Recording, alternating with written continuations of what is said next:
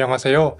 저는 한양대학교 병원 신경과 전공의 전종현입니다. 안녕하세요. 저는 신경과에서 뇌졸중 환자를 담당하고 있는 김영서 교수입니다.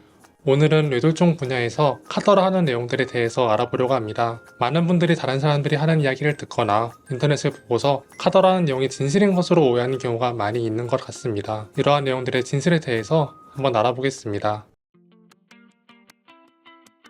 고령 환자들에 있어서 대표적인 신경과 질환으로 치매와 뇌졸중이 있는데요. 치매랑 뇌졸중이 어떤 관계가 있을까요? 뇌졸중과 치매의 연관성을 말을 하려면 치매가 무엇인지 정의부터 잘 알아야 합니다. 치매란 간단히 말하면 내가 잘 하던 기억이나 행동들을 갑자기 또는 서서히 하지 못하는 것들을 모두 통틀어서 이야기합니다. 따라서 뇌졸중이 생겨서 갑자기 기억이 저하되거나 말을 잘 못하거나 특별한 행동을 잘 하지 못하는 것들을 모두 치매라고 할 수 있습니다. 이런 경우는 특히 혈관이 안 좋아서 생기는 치매 증상이기 때문에 혈관성 치매라고 부릅니다. 또한 뇌졸중이 생기면 뇌와 뇌 사이의 연결이 차단되면서 기억력이 저하되는 경우도 볼 수가 있는데 특히 알츠하이머병의 초기 환자들이 증상이 갑자기 심해지는 경우도 생깁니다. 따라서 뇌졸중은 치매와 아주 밀접한 연관이 있다고 이야기할 수 있고요. 다만 뇌졸중으로 발생한 치매는 갑자기 나빠진 증상이 어느 정도 회복이 될 수 있기 때문에 3개월 정도 후에 평가하는 것이 좋겠습니다. 환자분들이 뇌졸중의 증상으로 손발이 저리고 눈꺼풀이 떨리는 것을 의심하시는데요.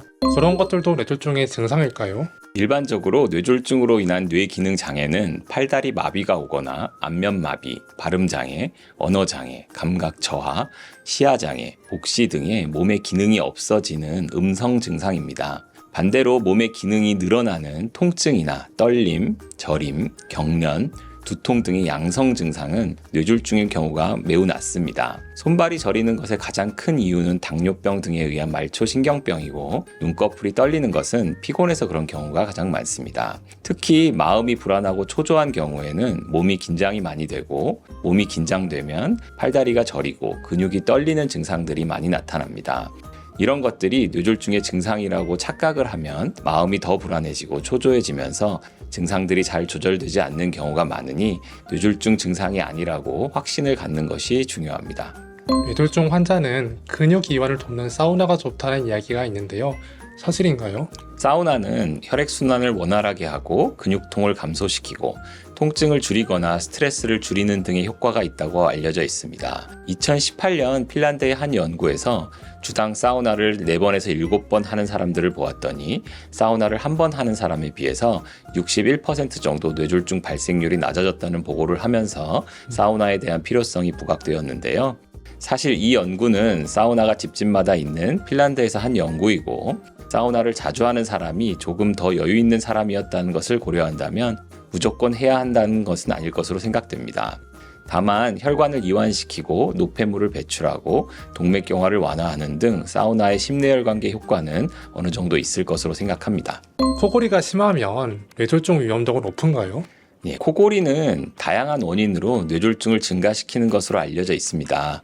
일단 기본적으로 야간의 코골이와 무호흡증은 신체의 산소 농도를 떨어뜨려서 뇌가 지속적으로 산소가 부족한 상태에 놓이게 되므로 머리가 아프고 어지럽고 그런 증상을 많이 유발을 시킵니다. 혈관이 좁아져 있는 부분에서는 혈액순환도 잘 안 되어서 혈관이 막힐 수도 있습니다. 또한 코골이의 진동이 바로 해부학적으로 옆에 있는 경동맥의 진동을 유발시킬 수 있어서 경동맥 협착이 조금 더 많이 생기고 이에 따라 뇌졸중을 유발한다는 이야기도 있습니다. 따라서 코골이가 있으시다면 두통과 어지럼증, 주간 졸림을 위해서도 치료를 받으시는 게 좋지만 뇌졸중 예방을 위해서도 치료를 받으시는 게 필요합니다. 저희가 응급실 환자분들을 보게 되면 주로 새벽에서 아침에 발생하는 것 같은데 특별히 많이 발생하는 시간대나 계절이 있을까요? 뇌졸중은 계절을 가리지 않고 하루 중 시간을 가리지도 않습니다. 다만 새벽에 환자가 많은 이유는 밤에 잠이 들고 나서 일어날 때까지 언제 발생하였는지 모르기 때문에 새벽에 몰려오기 때문이라고 생각을 합니다. 대개 뇌졸중이 시간을 다투는 치료가 필요해서 언제 증상이 발생하였는지가 굉장히 중요한데 새벽에 오는 경우는 골든타임인 4시간 반이 지났는지 아니면 지나지 않았는지 평가가 어려운 경우가 많이 있습니다. 그런 경우에는 다양한 영상을 통해서 발생한 시간을 추측하기도 합니다. 최근 들어 고혈압 환자들이 많이 증가하고 고혈압은 뇌졸중과 큰 연관이 있다고 알려져 있는데요. 혹시 저혈압도 뇌졸중과 관련성이 있을까요? 잘 아시는 것과 같이 고혈압은 뇌졸중의 가장 중요한 원인입니다. 고혈압만 잘 조절을 해도 뇌졸중의 절반을 줄일 수 있을 것이라고 생각을 합니다. 하지만 요즘 어르신들을 보면 고혈압에 너무 꽂히신 나머지 지나치게 혈압약을 많이 또 세게 먹는 분들을 보게 됩니다. 당연하게도 고혈압이 있으면 뇌졸중이 많이 생기지만 저혈압의 경우에도 환자들이 실신으로 쓰러져 어디가 부러진다거나 콩팥이 망가진다거나 하는 위험한 상황을 유발을 할 수가 있고, 이는 나이가 많이 들수록 더 심각한 증상을 유발할 수 있겠습니다. 물론 경동맥이 많이 좁아져 있는 환자들은 저혈압 자체로도 뇌경색이 발생할 수도 있지만 그 가능성이 크지는 않고 저혈압으로 인해서 쓰러지는 사람들이 더 문제가 많다고 할 수 있겠습니다. 따라서 혈압이 높지 않은데 너무 혈압약을 먹으려고 노력하는 것은 오히려 해가 될 수도 있고, 혈압약을 먹으면서 어지러움 증상이 나타난다면 머리로 혈액이 잘 오지 않는 상태일 수가 있기 때문에 주치의와 꼭 상의가 필요하겠습니다. 뇌졸중에는 혈관이 막히는 뇌경색과 혈관이 터지는 뇌출혈이 있는데 특별히 더 위험한 것이 있을까요? 뇌경색과 뇌출혈은 어느 쪽이 더 위험하다고 말할 수는 없습니다. 다만 얼마나 크게 막히고 또는 얼마나 크게 터졌는가가 환자의 증상과 예후를 결정하는 가장 중요한 요소가 되겠습니다.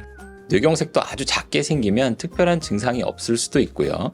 뇌출혈도 작게 터진다면 아무 증상이 없을 수도 있습니다. 혈압을 조절하고 위험인자를 잘 조절한다면 뇌졸중이 발생하더라도 약하게 증상이 오는 경우가 많이 있기 때문에 미리미리 혈관 질환을 예방하기 위한 치료를 잘 받으시는 게 좋겠습니다. 마지막으로 뇌졸중 치료에 대해서 알아보겠습니다. 앞에서 말씀하신 팔다리가 힘이 없고 말이 어눌하고 감각이 없어지는 등의 음성 증상이 생기면 환자 입장에서는 어떻게 대처하는 것이 좋을까요? 뇌졸중 치료에 있어서 가장 중요한 것은 시간입니다.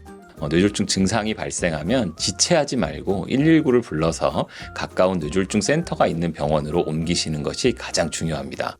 119는 어디로 가면 가장 적절한 치료를 받을 수 있는지 알고 있기 때문에 그냥 동네 병원을 방문하는 것보다는 큰 병원 응급실을 방문하는 것이 좋습니다. 시간이 조금이라도 지체되면 회복할 가능성이 점점 줄어드는 것이기 때문에 빠르게 방문하는 것이 가장 중요하다는 말로 오늘 이야기를 마칠까 합니다.